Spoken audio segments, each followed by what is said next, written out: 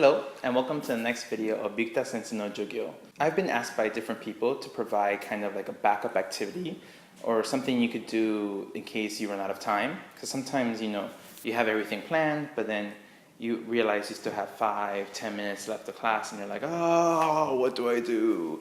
Well, I kind of have backup activities, and today I kind of want to introduce one to you guys and show you what you could do if something ever happens where you need to fill up time. Or not only that, but this activity also works for like warm-ups and as an actual activity in itself.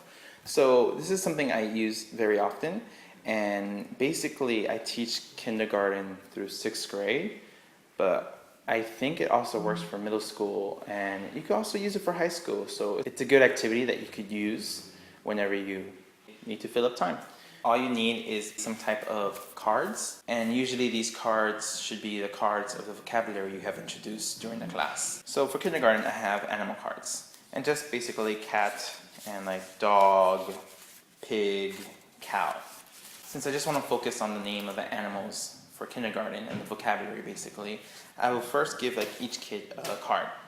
So then I tell the kids to each hold their card, and when I say start, all the kids have to do is go to a pair, find a partner, and say whatever their card is. So for instance, let's say it was 2 kids, I would say pig, and the other kid would say cow. And then they just switch cards. And that's all you have to do. So then they will go to the next kid, and then it'll be like cow, and the other kid would say cat, and then switch cards. It's pretty easy because all you have to do is say the name of the picture shown, and then they switch. And then it's just to practice vocabulary. For younger kids, that's basically all you have to do.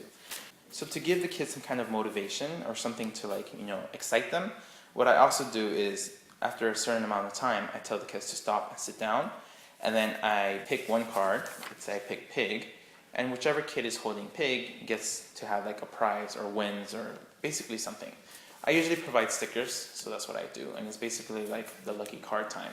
If you want to move it up to 1st graders, which is actually something I've been doing this week with my 1st graders, I've been practicing the noises that the animals make in English. To change it up for 1st grade, it's the same thing. Each kid has a card, and then the kid will say pig, and then oink oink, and the other kid would say cat, meow, and then they switch.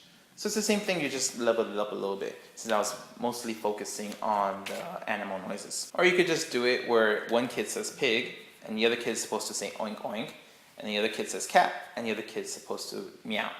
So you could change it up, make it more harder or whatever according to your kids. It depends on whatever your preference is. And if time remains, again, then you do the lucky card. So you just basically have a kid sit down, stop, and then pick one card, and then you can either say pig or oink oink. And the kids will be able to know which animal it is, and they'll be rewarded according to what card they have. If you end up having more time, then it's pretty easy. You just do another round. So it keeps on, you could keep on doing it. So this could last anywhere from 1 minute, doing something really quick, to 5 minutes. But it's a pretty simple activity that you could always have as a backup. And then I want to show you guys some other options to level it up so it could suit the upper grades better. Let's say for 3rd graders, I could do sports. Instead of focusing on the vocabulary like volleyball, dodgeball, you're actually focusing on a communication point. So they could just be, I like dodgeball, I don't like volleyball, and then they change. And then they just say whether they like or they don't like the new card. So that could be a way to level it up. And you incorporate communication instead of just focusing on the vocabulary. And then something else I'm doing with my 6th graders now, it works as a good warm-up and actually as a cool-down too.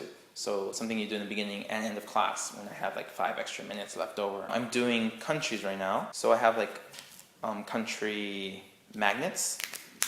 And what I was doing with the 6th graders was practicing the communication of where do you want to go, and I want to go to.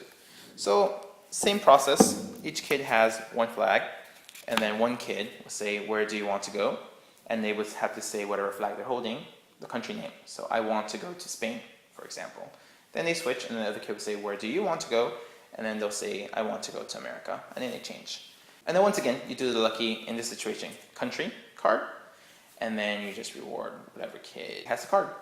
So this is also very good because at least I tend to reward my kids, and kind of the way it is, you usually end up rewarding the kids actually kind of have a higher up on other kids because they already study English or they've lived in America or abroad, and they basically have a higher up because they know more English than the other kids.